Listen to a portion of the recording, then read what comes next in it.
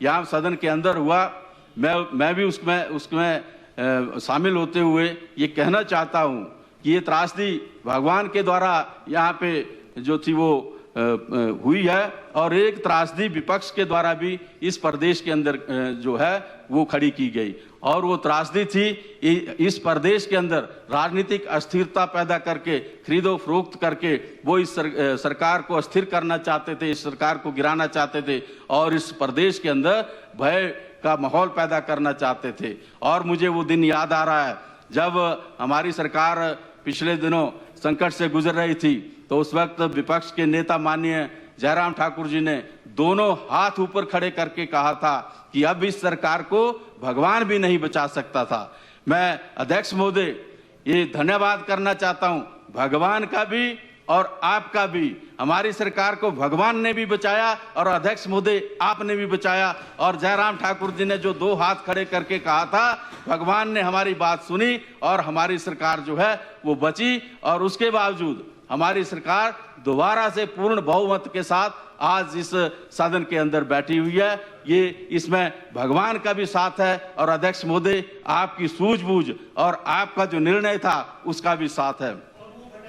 और आप सही कह रहे हैं कि वो उस वक्त भी भटक रहे थे और आज भी भटक रहे हैं। उनको कोई रास्ता नहीं मिल रहा है, उनको कोई सुनने वाला नहीं है, ना उनको प्रदेश की जनता सुन रही है, ना उनको देश की जनता सुन रही है, ना उनको अपनी पार्टी सुन रही है। इसलिए वो जगह जगह भटक रहे हैं और इस हताशा के माहौल के अंदर कभी बायकॉट कर रहे हैं, कभी अध्यक्ष महोदय के बारे में अनाप शनाप बयानबाजी कर रहे हैं, कभी मुख्यमंत्री जी के बारे में कुछ बातें कह रहे हैं। उनको पूरा प्रदेश जो है वो देख रहा है और प्रदेश जो है उनको कभी माफ नहीं करेगा। इतने गंभीर मुद्दे इस सदन में आए हुए हैं और उन गंभीर मुद्दों से विपक्ष नदारद है। 130 का मुद्दा वो लेके आए हैं, लॉ एंड ऑर्डर का मुद्दा वो लेके आए हैं। हम लॉ एंड ऑर्डर के ऊपर भी बहस करने के लिए तैयार हैं, लेकिन विपक्ष के लोग जो हैं वो भाग रहे हैं चर्चा से।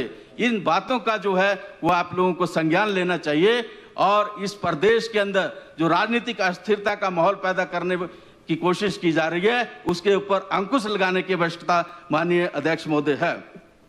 अध्यक्ष महोदय, आपने अभी ये बात इस सदन में उठी है, सार्थक बात ये होती कि हमारे जो विपक्ष के साथी हैं अगर ये गंभीर होते इस चर्चा में और उनको चिंता होती प्रदेश की जनता की और उनको चिंता होती जो इतनी बड़ी त्रासदी पिछले दिनों इस प्रदेश के अंदर आई है, तो उनका ये कर्तव्य बनता था वो यहाँ पे बहस भी करते और जाकर जो नुकसान इस प्रदेश को हुआ है उसके लिए वो केंद्र सरकार के पास खड़े होते और कहते कि हमारे प्रदेश की जनता जो है वो बहुत नुकसान में है, हमारी प्रदेश की जनता का बहुत नुकसान हुआ है, जो भरपाई उनकी करनी है उसके लिए आप केंद्र से हमें सहायता दो। अगर ऐसा कार्य ये करते तो प्रदेश की जनता भी इनकी प्रशंसा करती और देश की जनता भी इनकी प्रशंसा करती। लेकिन जिस तरीके से आज ये सदन को छोड़ के भाग रहे हैं और खुद चर्चा लाके